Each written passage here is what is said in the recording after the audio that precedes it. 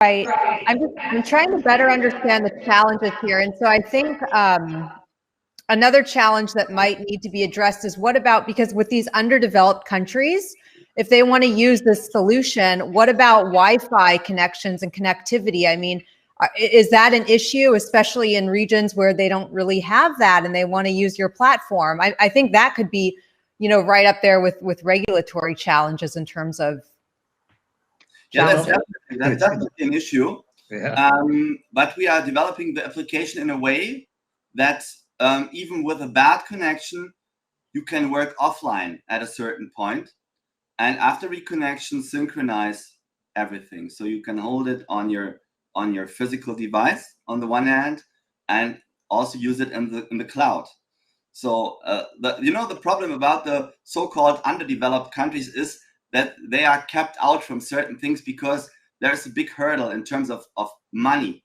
A lot of people, or almost everyone in developing countries, third world countries, they have smartphones. They have the tools to use this. And that's what's so great about eHealth, because you can offer all these services in the same quality, in the same speed, the same time to people that are not as rich as someone who's living in Monaco. And that's also a good thing about the data. Let's imagine you're a hospital in Africa.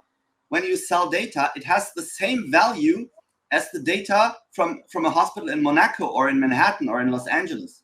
So you're democratizing healthcare to a certain level with this kind of application and with this kind of marketplace and participation. Yeah, those are really good points. Ben, did you want to add something? Well, first of all, it's sometimes a little bit difficult to keep a good overview. I mean, we spoke about Africa, and Africa, it's funny because sometimes people really they don't have even enough to eat, but they have phones, iPhones or Android phones. So the access of internet is impressive somehow. It's, of course, there are some regions you don't have internet, but this is, I think, a question of a few years only, that we will have internet connections everywhere.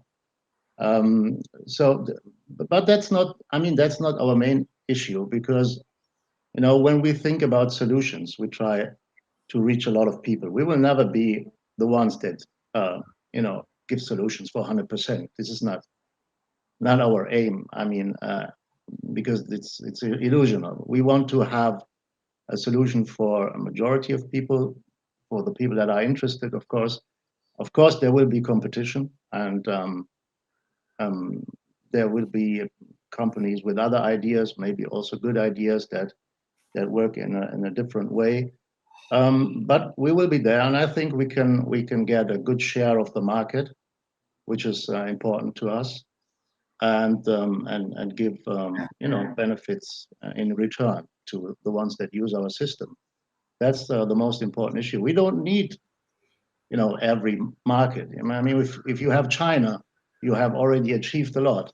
You have the US, you have already achieved a lot. Of course, our aim is more, and we are already internationalizing, and we have very interesting discussions at the moment with US institutions. So I think the interest is there, and we will have our share. We will see how this develops, but generally we are very optimistic. We always work on something that is considered to be useful, and if we can succeed in that, I think the rest will be coming. So what's also very important about the company is the fact that we are already working profitably. So we're not collecting money with the IDO to execute on ideas or to build something.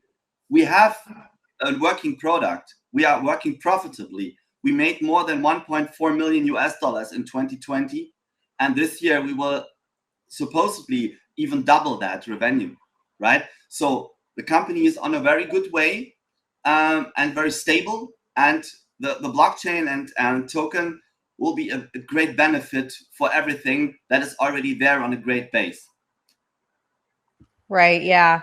Awesome. So we have a few minutes left. So we're just going to start wrapping up here. Want to remind the audience, if you guys have any last minute questions, send it over in the chat. So final question for you guys, what can we expect moving forward? What does the future hold? Yeah, so the next step will be the release of Aimedis Virtual Hospital, Aimedis Virtual Rehab, Aimedis Social Network, all these functionalities, the NFT marketplace, most of it, most importantly. So we are building continuously on the working system.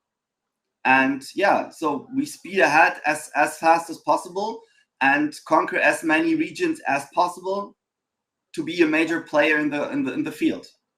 Rachel, I think what we have already proven is that we work on our targets, right?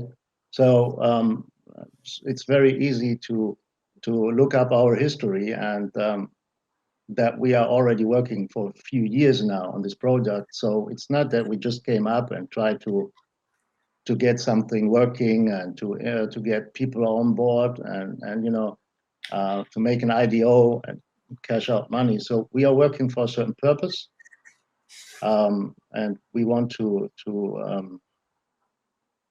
create something meaningful. And so generally, I would say we have already proven that we stick to our plans, we stick to our ideas, and that we will continue doing that. Of course, in interaction with the ones in healthcare, with the patients, and that's the very important issue, Yeah, of course. Ben, you make a good point. I think that when it comes to a platform such as this one, we have to think less about the price of a token and what that maximum can be, and more about the technology and how this can help save lives. I mean, it's like the token is awesome. It's great. It makes sense, obviously, but we've got to be thinking about the technology with this type of use case. And that's what I'm so excited about. Yeah. I mean, it's all about a product. If you have a product and people like your product and use your product and it gives some kind of value, the development is clear. It will follow even if it's lacking behind at the beginning. At a certain point, the intrinsic value will, come up to its monetary value or its token value. Yeah, and people are really using it and adapting it. Especially in the last 3 months, we had great download numbers. Our Android app is already downloaded almost, I think, 400,000 times or so. At the moment, the Google Store says 100,000 plus, and the next step will be 500,000 plus. And that's only for Android. Also, the iOS app is going well. People that are using the system on the web is going well. Our target is to get 1 million users by end of 2021. Yeah, I mean, COVID boosted us, of course, and all the healthcare, solutions, kind of kicked off. I mean, it's good for us in some way. The general situation is sad, of course, but there's another mindset at the moment that people really try to look into solutions in terms of healthcare. What is very important, we haven't talked about the security of the system, which was one of the major points when developing this. We were even invited by World Economic Forum in July, and there was an